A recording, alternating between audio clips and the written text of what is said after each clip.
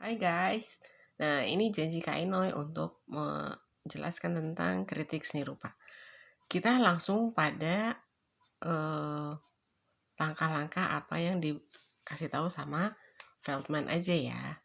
Yang pertama adalah deskripsi.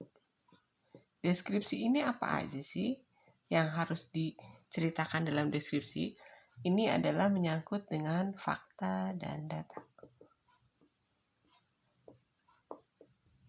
Jadi, yang disebutkan di deskripsi ini bisa pertama adalah mengenai senimannya, karya siapa, kemudian karyanya berupa apa, bentuk karyanya, apakah 2 dimensi, 3 dimensi, lukisan, foto, grafis, atau apa, kemudian tahun pembuatannya, ukurannya, ukuran karyanya, dan hal yang tampak, misalnya menggunakan media apa. Medianya apakah kanvas misalnya, kanvas dan cat minyak. Kalau misalnya patung, misalnya bahannya perunggu dan sebagainya. Seperti itu. Jangan lupa juga tentang judul karya, judul dan bentuknya seperti apa. Bentuk di sini ini seperti ini ya. Apakah dia abstrak misalnya, ataukah dia bentuknya realis.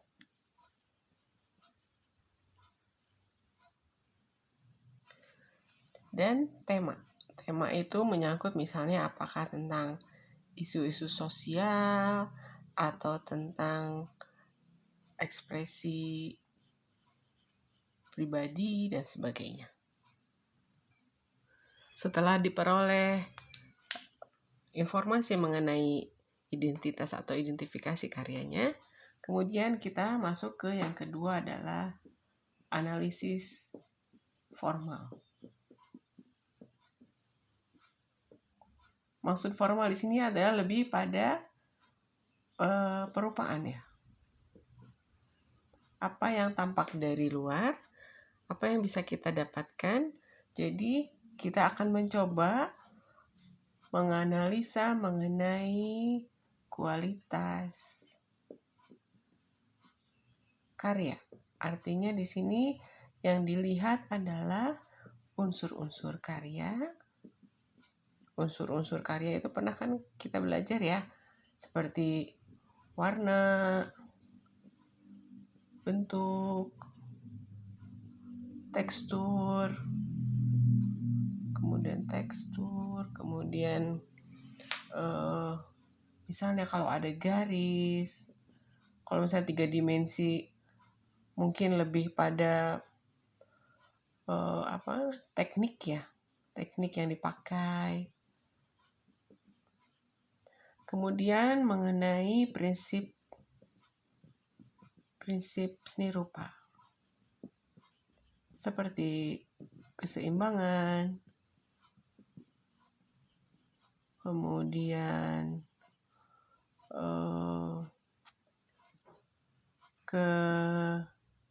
keluasan, harmoni, dan sebagainya.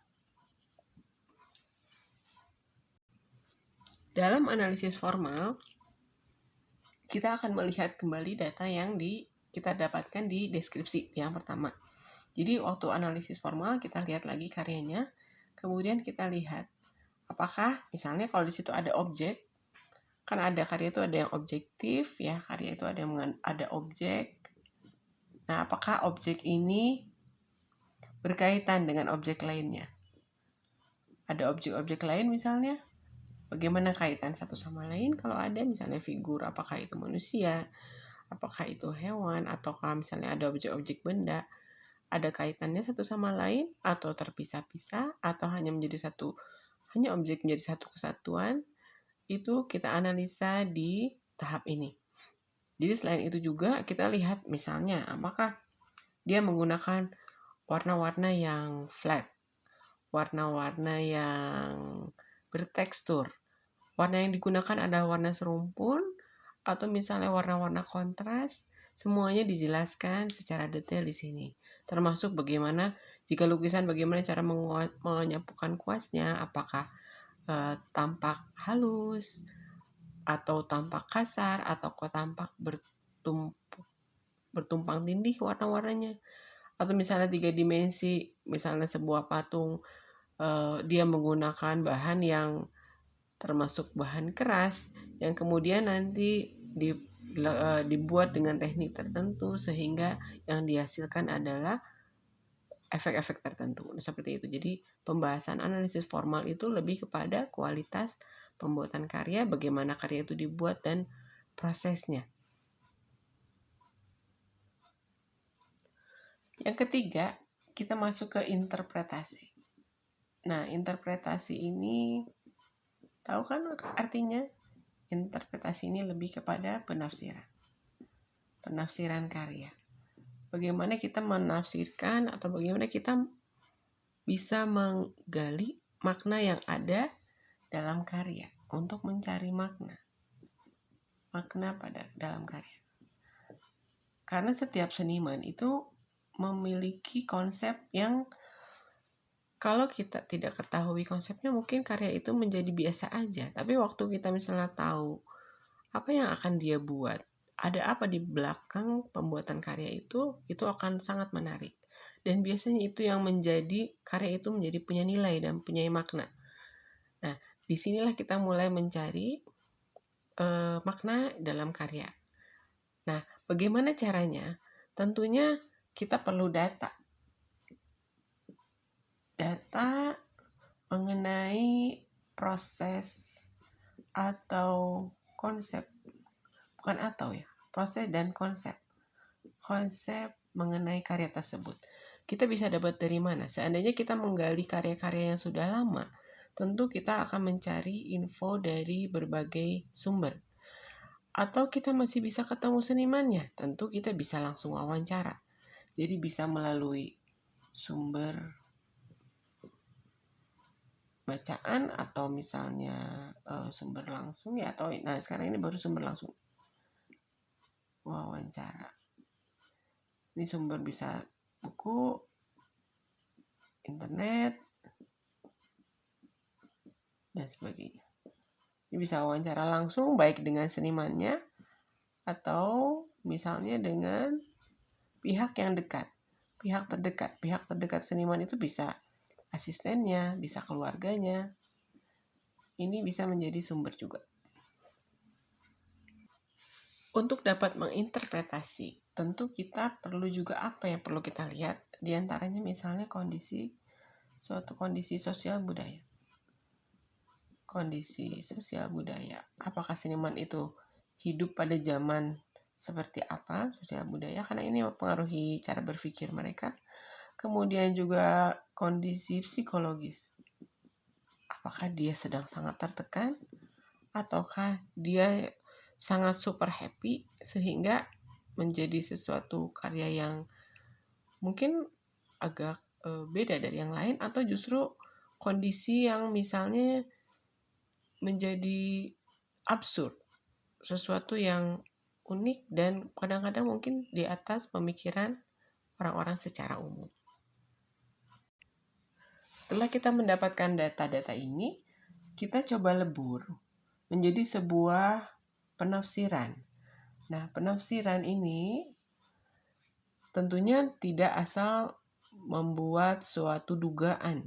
Karena ini bukan suatu dugaan, tapi kita mencoba mengkaitkan antara data-data yang kita peroleh, kemudian kita mulai melihat kaitannya dengan bagian yang sebelumnya, deskripsi dan analisis formal. Apakah hubungan antara konsep yang dia buat dengan karya yang ada atau dengan objek-objek yang tampil itu kaitannya seperti apa. Misalnya, jika di sana ada karya-karya yang orang-orang yang sedang murung dengan warna-warna yang kelam, gelap, mungkin ada kaitannya dengan kondisi sosial saat itu. Kita coba menghubung-hubungkan antara apa yang tampak dengan apa yang kita sudah dapatkan mengenai ada apa di balik karya tersebut. Dan yang terpenting adalah mengenai latar belakang seniman. Latar belakang pribadi seniman ini, karena seniman ini unik-unik biasanya. Misalnya seperti Van Gogh, dengan latar belakang dia yang sangat terbatas dalam artian pada saat itu dia sulit sekali untuk mendapatkan bahan-bahan dan media yang dia inginkan untuk melukis. Jadi bagaimana caranya sehingga dia juga mendapatkan tekanan yang cukup berat, sementara orang-orang sekitarnya juga tidak mengapresiasi apa yang dia buat.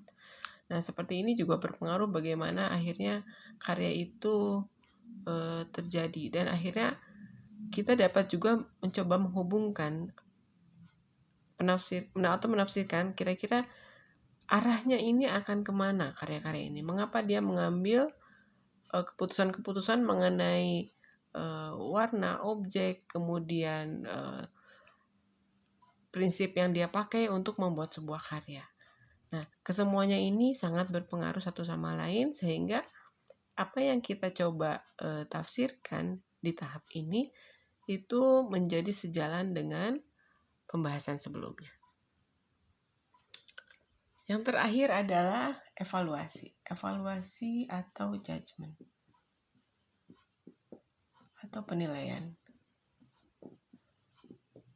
Nah, disinilah kita mulai membuat seperti kesimpulan mengenai semua tahap sebelumnya, 3 tahap yang sebelumnya.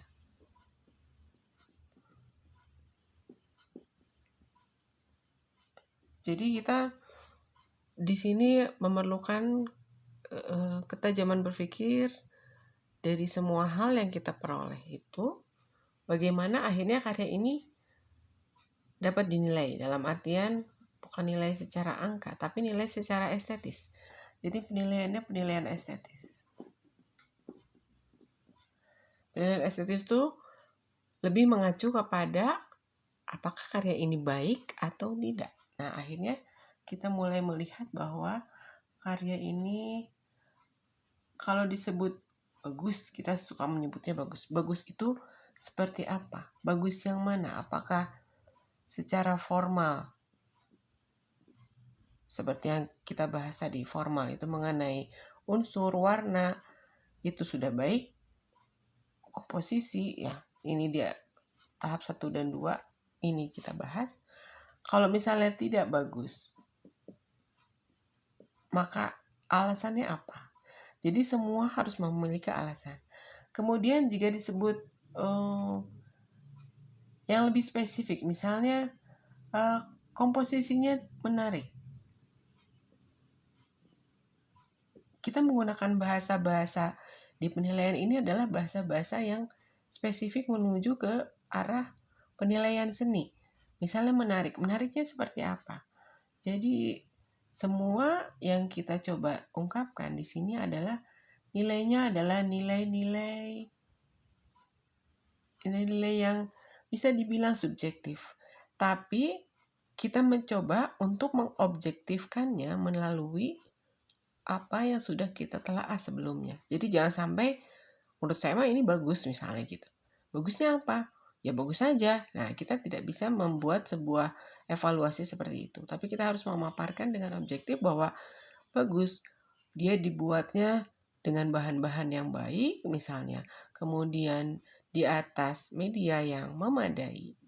Dan dia dibuatnya pun memakan waktu yang cukup lama, dalam arti dia mengerjakannya dengan sungguh-sungguh. Misalnya seperti itu. Nah, kemudian nanti kita bisa membuat sebuah kesimpulan akhirnya bahwa karya ini memiliki nilai yang tinggi dengan alasan-alasan yang sudah kita ungkapkan. Jadi di tahap ini sangat menentukan apakah karya itu termasuk karya yang baik atau karya itu karya yang tidak berhasil karena tidak memiliki makna misalnya, atau karya tersebut ternyata baik secara perupaan tapi secara konsep ternyata tidak ada hal yang lebih mendalam, misalnya seperti itu. Untuk kita dapat membuat sebuah kritik seni rupa, tentunya kita juga memerlukan bekal-bekal tertentu. Bekal-bekal apa saja supaya kita dapat membuat suatu ulasan yang lebih mendalam atau lebih tajam, dan itu bisa memberikan wawasan juga kepada yang lain. Nah, yang pertama adalah pengetahuan tentang seni rupa.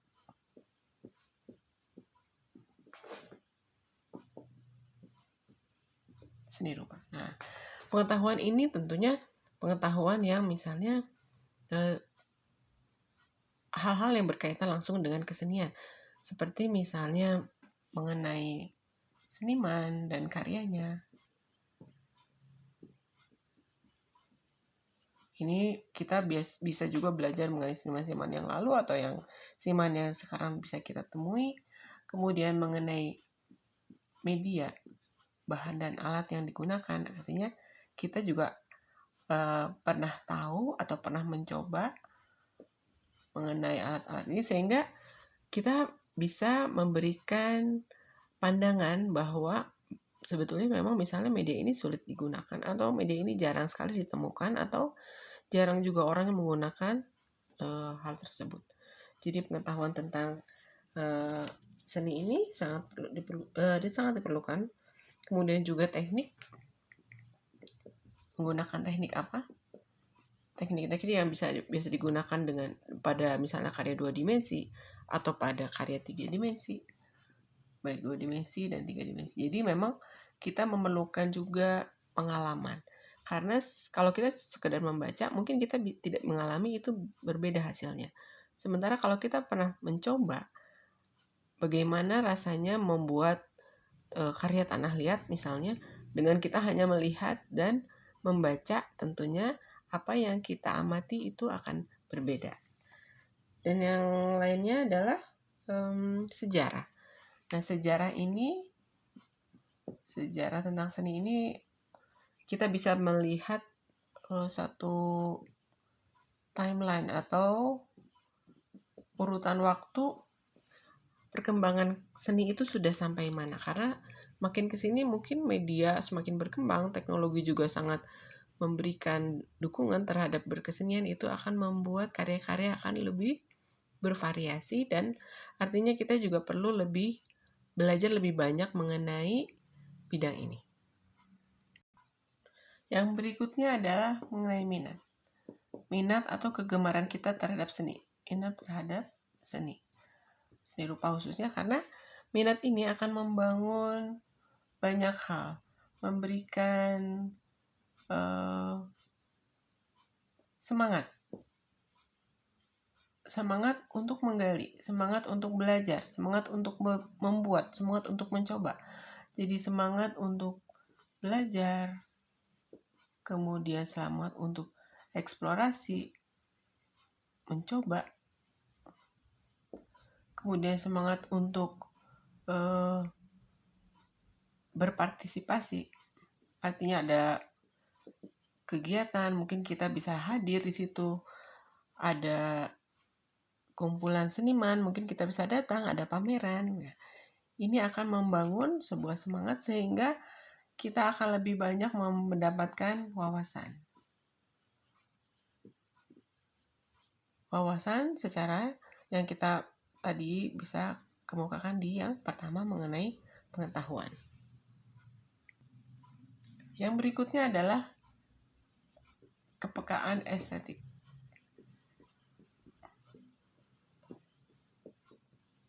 Kalau kita bicara tentang estetik, ini dalam artian secara umum adalah mengenai keindahan. Bagaimana seni itu dapat membuat apresiatornya itu merasa senang, merasa lebih tenang, atau mungkin merasa menjadi terpengaruh atas pemikiran-pemikiran tertentu. Nah, kepekaan estetik ini diperoleh tentunya tidak dengan waktu yang singkat, karena begitu kita peka terhadap sesuatu, itu adalah hasil dari pengalaman. Jadi bagaimana kita mau peka kalau kita tidak tahu bagaimana cara membuatnya, bagaimana karya itu juga akhirnya memunculkan konsep-konsep yang mungkin tidak biasa. Itu adalah kepekaan yang didapat dari pengalaman dan dari wawasan.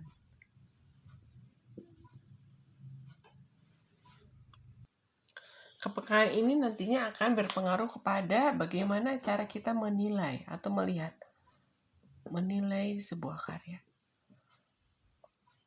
Apabila kita peka dan kita memiliki wawasan yang cukup, kita dapat melihat sisi-sisi lain, sudut pandang yang beda, sudut pandang yang mungkin lain dari yang lain. Dan kadang-kadang sudut pandang ini diperlukan oleh masyarakat lain atau masyarakat umum untuk bagaimana cara kita melihat atau menilai suatu karya. Jadi ini akan sangat berpengaruh untuk sama-sama menjadi sumber wawasan juga bagi yang lain. Yang terakhir adalah menghargai karya seni.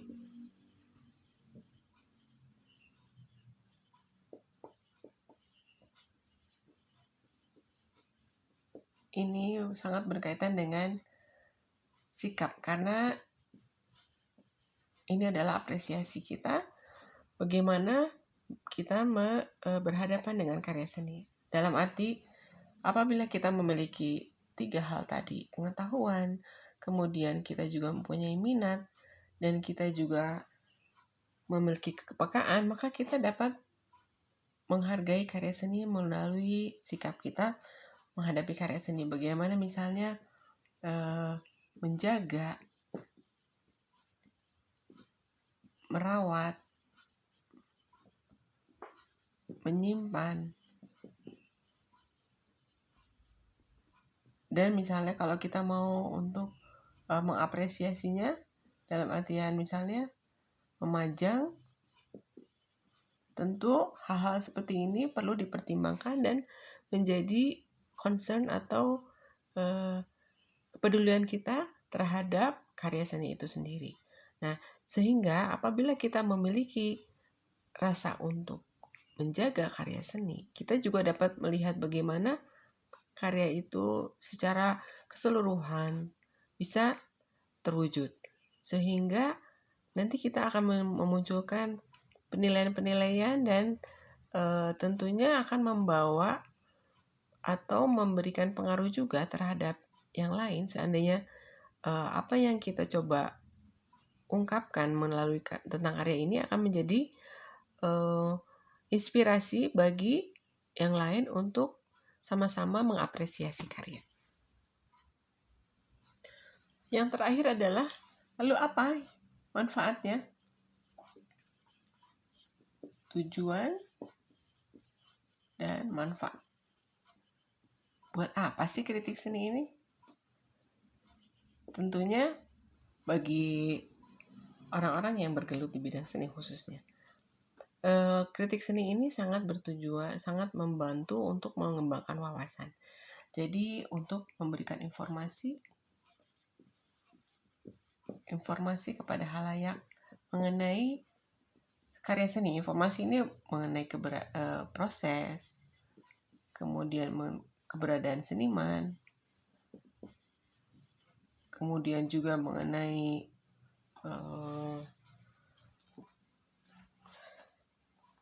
selain itu juga mengenai kondisi sosial. Karena dengan biasanya seniman juga karena kondisi sosial tertentu dia mengungkapkan ide-idenya dengan cara berkesenian.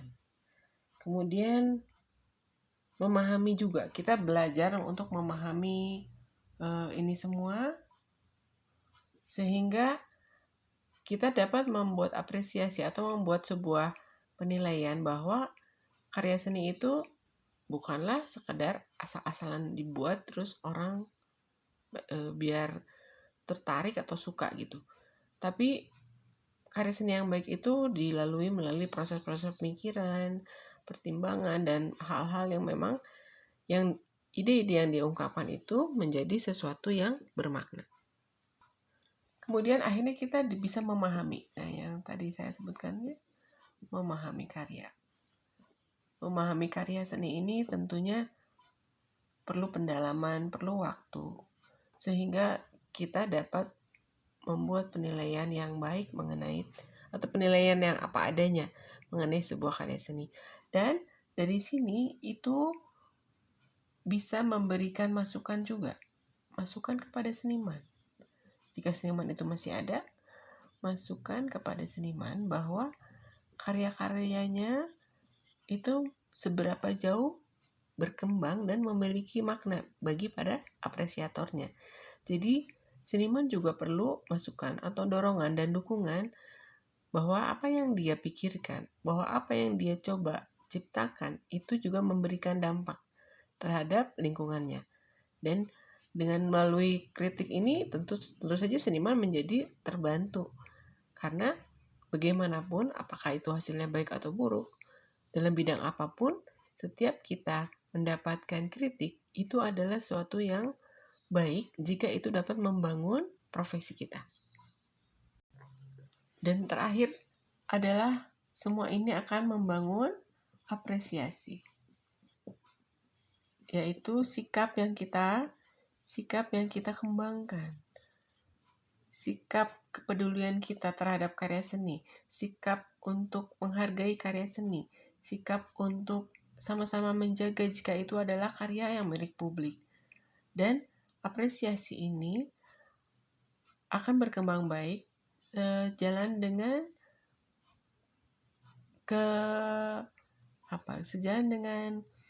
bagaimana kita juga memahami karya-karya yang lainnya. Jadi tidak cukup dalam satu waktu. Ini memerlukan waktu yang cukup panjang. Dan kita dapat membuat sebuah penilaian tersendiri mengenai karya-karya seni. Nah, sejauh ini bagaimana cara kalian menilai karya seni? Tentu dengan bekal-bekal yang kita miliki, kita dapat mulai untuk mencoba mengapresiasi karya. Dan ini hanyalah salah satu cara secara formal, karena kita belajar secara formal, ini adalah salah satu cara untuk membuat sebuah kritik yang akhirnya dapat membangun apresiasi seni. Sampai sini, semoga ini dapat bermanfaat dan kalian boleh mencoba untuk menganalisa melalui karya-karya seni yang menarik, yang mungkin yang bisa kalian telaah melalui tahapan seperti ini. Terima kasih. Maaf jika ada yang kurang jelas, mungkin bisa ditanyakan langsung. Sampai ketemu lagi.